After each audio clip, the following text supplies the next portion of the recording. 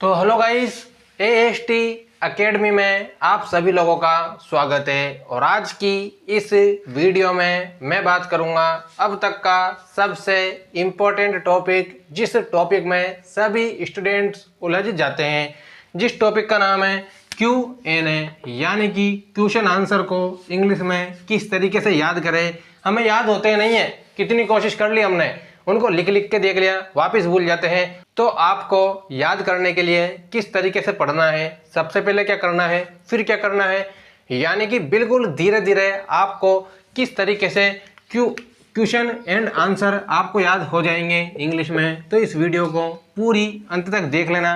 मैं गारंटी से बोल देता हूँ, आपका चेहरा ऐसा होगा क्वेश्चन आंसर्स को देख के, लेकिन आपका चेहरा वीडियो देखने के बाद इस तरीके से हो जाएगा। तो चलिए शुरू करते हैं, और एकदम ट्रिक के साथ मैं आपको बता दूंगा।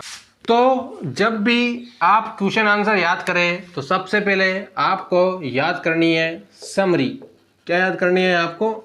समरी। अब समरी कैसे याद करनी है? हिंदी में। किसमें? हिंदी में। क्योंकि इंग्लिश में क्या होता है कि आप चैप्टर अच्छी तरीके से पढ़ लेते हैं, कोई दिक्कत नहीं है, लेकिन कई स्टूडेंट्स ऐसे होते हैं जिन्हें उस चैप्टर की समरी याद ही नहीं होती है।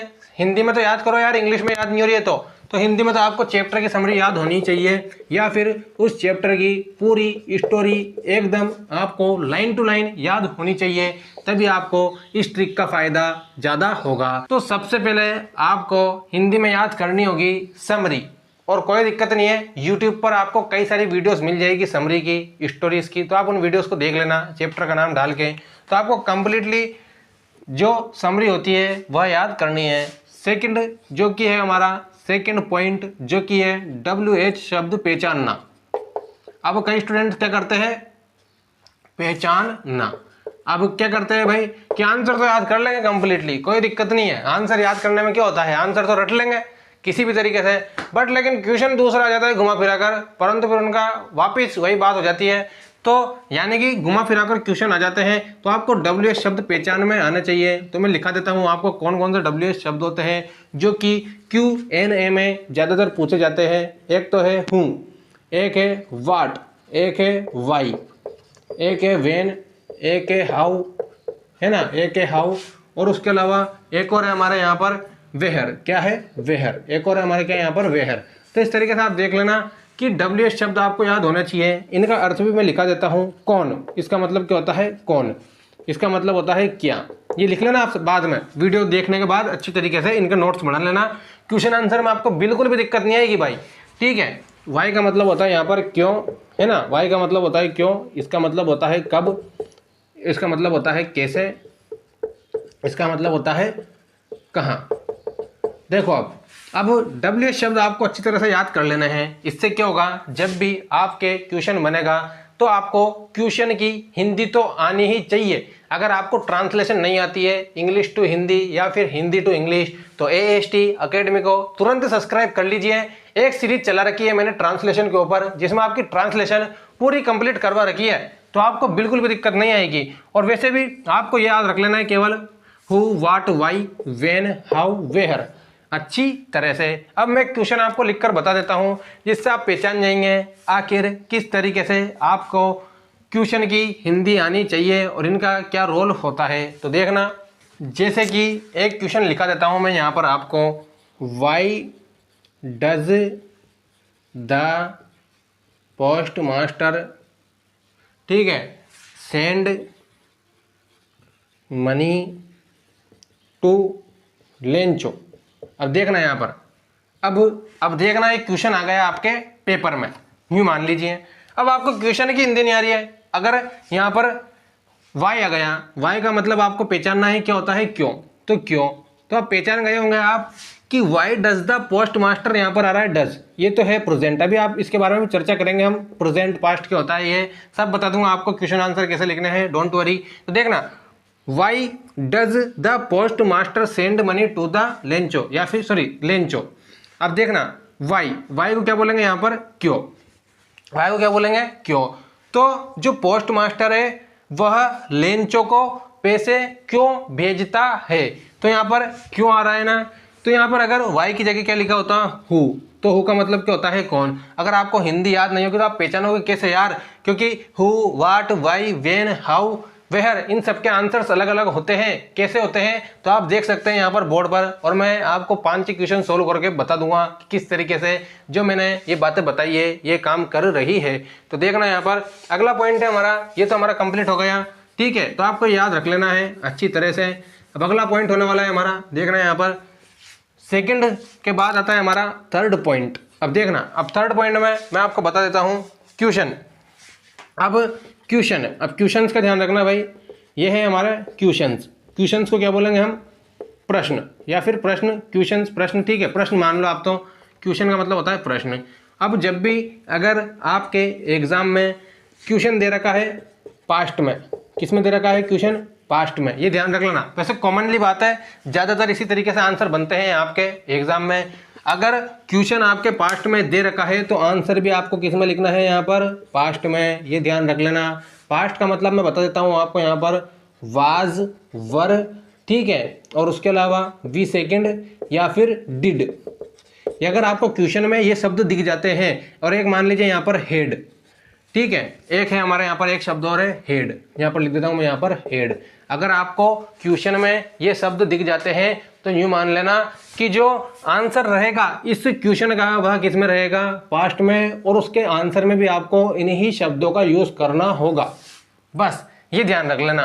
अब बात करें यहाँ पर हम, ये तो पास्ट का काम हो गया हमारा, तो आप इसको नोट डाउन कर लेना। अब मैं यहाँ पर बात करता हूँ प्रेजेंट की। अगर क्वेश्चन आपके प्रेजेंट में दे रखा है, प्रेजेंट का मतलब होता है इज, एम, आर, सीधी सिंपल सी भाषा में बता रहा हूँ आपको, साधारण भाषा में, कोई दिक्कत नहीं आएगी।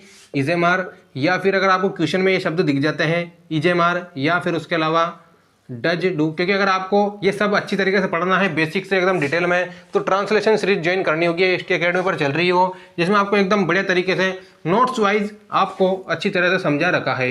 डज, डू, और उसके अलावा आएगा वी फर्स्ट। अगर आपको ये सब क्वेश्चन में दिख जाते हैं तो आंसर भी आपको किस में लिखना होगा, प्रेजेंट में, ठीक है, प्रेजेंट का आंसर प्रेजेंट में और पास्ट का आंसर पास्ट में, तो आप लिख लेना इस तरीके से इन्हें।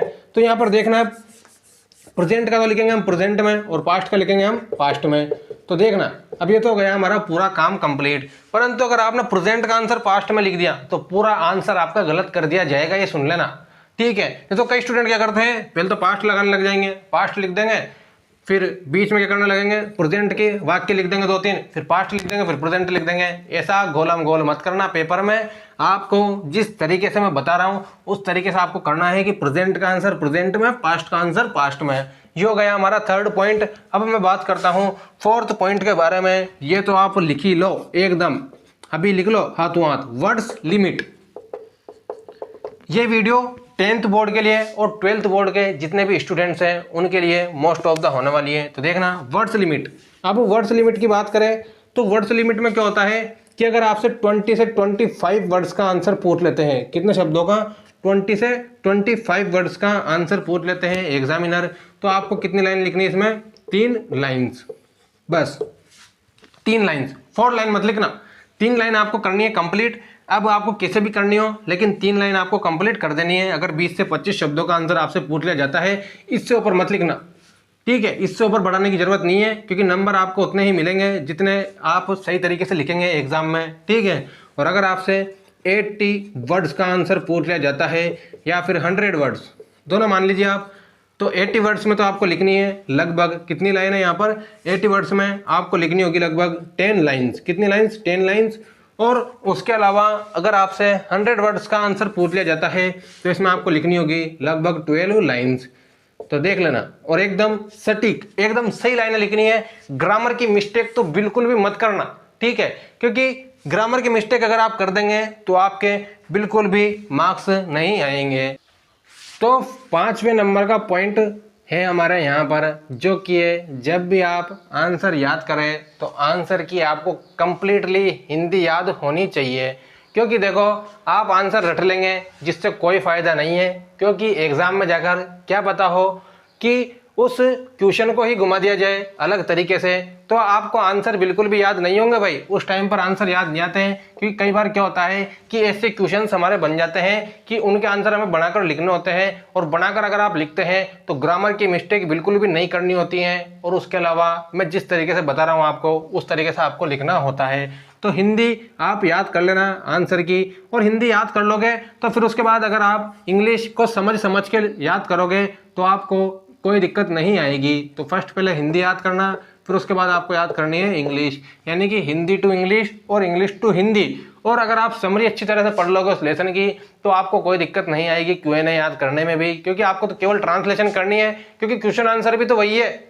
चैप्टर की स्टोरी और समरी अलग से थोड़े लाएंगे क्वेश्चन आंसर आपके लिए। तो इस तरीके से आपको ये देख लेना है यहाँ पर हिंदी और इंग्लिश। अब मैं आपके लिए 5 क्वेश्चन लिख देता हूँ, और 5 क्वेश्चन मैं आपको बताऊंगा कि जिस तरीके से मैंने बताया है आपको उनके आंसर याद करने में बिल्कुल भी दिक्कत नहीं आएगी।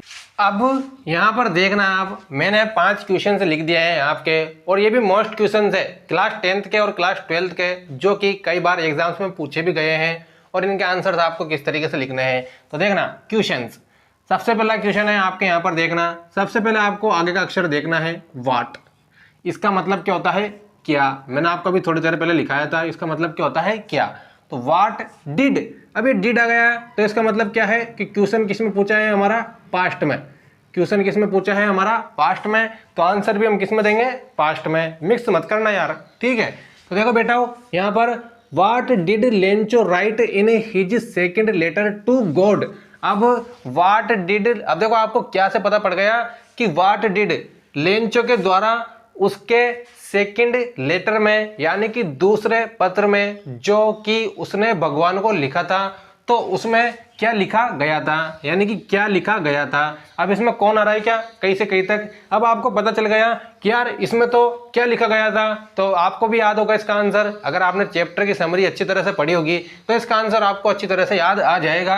और आपको लिखना कैसे है, तो आपको यहाँ से लिखना है कि लेंचो रोट, लेंचो रोट। अब यहाँ पर डिड आ गया तो आपको ट्रांसलेशन सीख लेना पहले। मैंने ट्रांसलेशन शानदार तरीके से आपको पढ़ा रखी है, जिसमें तेयर का, हेड का, हे जेऊ का, इजे मार का, वाजवर का, और उसके अलावा जितने प्रयोग होते हैं इंग्लिश में सारे आपके कंप्लीट करवा रखे हैं। तो देखना ये हो गया वाट। वाट का मतलब होता है क्या, और आंसर किस में लिखेंगे इसका हम, पास्ट में।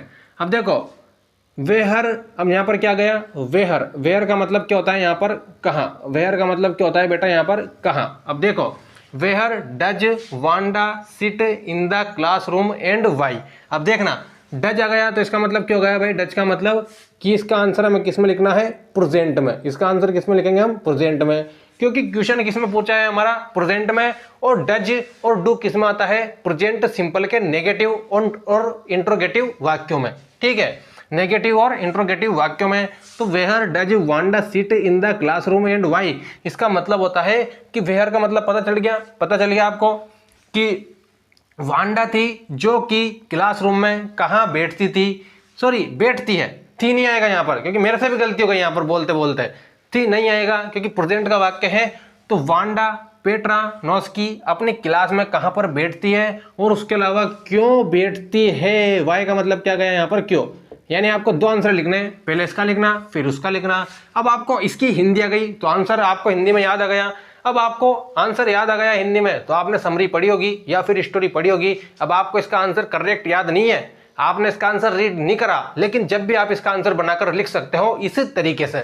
अब देखो थर्ड वाला question, what did Mij do the box. बस what did Mij do the box, what का मतलब क्या होता है, वापिस आ गया हमारा क्या, कि क्या। अब डिड आ गया तो पास्ट का टेंस का वाक्य है, यानी पास्ट समझ जाओ आप, तो डिड जहां पर दिख जाए आपको पास्ट। अब आंसर में आप चाहे तो पास्ट सिंपल का यूज कर सकते हैं, पास्ट कंटिन्यूस का यूज कर सकते हैं, पास्ट परफेक्ट का भी यूज कर सकते हैं, और अगर आपको जरूरत पड़े तो पास्ट परफेक्ट कंटिन्यूस का भी यूज कर देना, इसमें आपके कोई दिक्कत नहीं आएगी। तो देखना what did Mij do the box, इसका मतलब होता है कि मिज, जो कि मिज है वह बॉक्स का क्या हाल करता है। अब यहाँ से क्या से पता पड़ गया, क्या हाल करता है, नहीं तो कौन। अगर यहाँ पर आपको व्हाट का मतलब याद नहीं होता तो आप कौन पढ़ते, कैसे पढ़ते, ठीक है।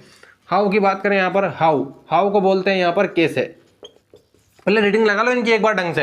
हाउ को बोलते हैं कैसे, हाउ डिड। अब देखना हाउ डिड यानी कैसे, डिड का आ गया यहाँ पर तो पास्ट मैंने लिखा रखा है, आपको भी थोड़ी देर पहले लिखा था, यानी डिड आ जाए तो past. How did the author spend him time, how did the author spend his, यहाँ पर आएगा हिज, हिम नहीं आएगा, हिज टाइम टू लंदन। इसका मतलब होता है कि जो ऑटर है वह अपना समय कैसे व्यतीत करता है लंदन में। अब देखना, अब कैसे व्यतीत करता है, यहाँ पर जो ऑटर है अपना समय लंदन में, तो हाउ डिड द ऑटर, तो करता था, करता था, अब करता है नहीं, करता था, क्योंकि यहाँ पर क्या रहा है, डिड।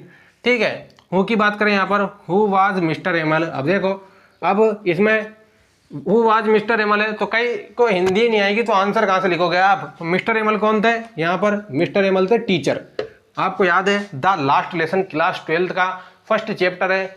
ठीक है, तो इसमें देखना हु वाज मिस्टर एमल, तो यहाँ पर क्या जाएगा, कौन, तो इसका मतलब होता है था, तो मिस्टर एमल कौन थे, तो यहाँ पर क्या जाएगा, कौन थे। इस तरीके से तो आपको इस तरीके से याद करना है क्वेश्चन आंसर, कोई दिक्कत नहीं है कि सबसे पहले समरी पढ़ना चैप्टर की, फिर स्टोरी याद करना, फिर उसके अलावा पहले समरी या फिर स्टोरी, दोनों में से आपको जो याद हो जाता है वो कर लेना।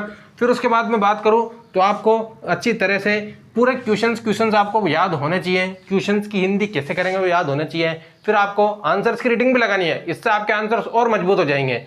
तो इस तरीके से आपको आंसर लिख देने हैं। तो आई होप कि आपको ये वीडियो अच्छी लगी होगी। इसी तरह की और वीडियोस पाने के लिए हमारे चैनल AST अकेडमी को सब्सक्राइब करें। And thanks for watching, subscribe for more videos.